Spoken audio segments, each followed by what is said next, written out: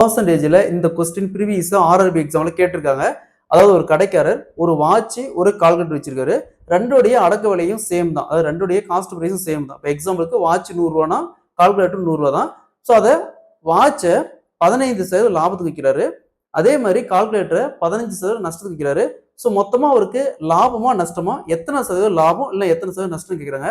So இந்த model some கேட்டாங்களா, எப்படி குயிக்காக சால்வ் பண்ணுறத பார்க்கலாம். கொஸ்டின்ல ஒரு கடைக்காரர் வாட்ச் 1 கால்குலேட்டர் 1 வச்சிருக்காரு. ரெண்டுடைய காஸ்ட் பிரைஸ் சேம் தான். இப்போ எக்ஸாம்பிளுக்கு வாட்ச் 100 ரூபானா கால்குலேட்டர் 100 ரூபா தான். ஸோ வாட்சை 15% லாபத்துக்கு விற்கிறாரு.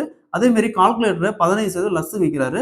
ஸோ அப்போ மொத்தமாக இவருக்கு ஏற்பட்டது லாபமா நஷ்டமா எத்தனை சதவீதம் கேட்குறாங்க. இந்த மாடல் சம் கேட்டாங்களா, எப்பவுமே ஒரு பொருள் சேம் பர்சன்டேஜ் அதிகரிச்சு சேம் பர்சன்டேஜ் டிக்ரீஸ் பண்ணா, விலையை சேம் பர்சன்டேஜ் அதிகரிச்சு சேம் பர்சன்டேஜ் டிக்ரீஸ் பண்ணா அது நஷ்டம் தான். ஸோ மைனஸ் போட்டுருக்காங்க. மைனஸ் 15 × 15. ஸோ என்ன பர்சன்டேஜ் கொடுக்கணும் அந்த வேல்யூ வகுத்தல் 100 காமனா 100. நெக்ஸ்ட் மைனஸ் 15 × 15 225 வகுத்தல் 100 இருக்குது. அப்போ 2 தள்ளி புள்ளி வைக்கணும். அப்போ -2.25% அவருக்கு நஷ்டம். சரிங்களா, எப்பவுமே ஒரு பொருள் சேம் பர்சன்டேஜ் அதிகரிச்சு சேம் பர்சன்டேஜ் டிக்ரீஸ் பண்ணணுமா அது நஷ்டம் தான், மைனஸ் தான். ஸோ அப்போ எத்தனை சதவீதம் கேட்டாலும் -2.25%. Option C is the correct answer. சதவீதத்தில் அடுத்த சம் பார்க்கலாம். இந்த சம் ப்ரீவியஸாக ஆர்ஆர்பி எக்ஸாம்ல கேட்டிருக்காங்க.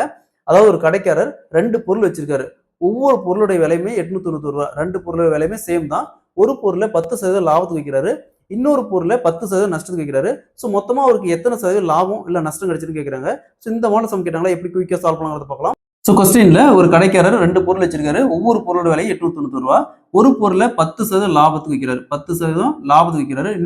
இன்னொரு பொருளை 10% நஷ்டத்துக்கு வைக்கிறாரு. ஸோ மொத்தமாக அவருக்கு எத்தனை சதவீதம் லாபம் இல்லை நஷ்டம் ஏற்படுன்னு கேட்டுருக்காங்க. இந்த மாடல் சம் கேட்டாங்களா, எப்பவுமே ஒரு பொருள் சேம் பர்சன்டேஜ் இன்க்ரீஸ் ஆகி சேம் பர்சன்டேஜ் விலையை குறைச்சுமா அது நஷ்டம் தான். ஸோ மைனஸ் போட்டுருக்காங்க. மைனஸ் ஸோ இங்கே என்ன வேல்யூ கொடுக்கும் 10%. அப்போ 10 × 10 வகுத்தல் காமனா 100. 0 0 அப்படியே கேன்சல் ஆகிடும். அப்போ என்ன இருக்கும் -1 இருக்கும். ஸோ அவருக்கு -1% நஷ்டம். -1% நஷ்டம். So option B is the correct answer.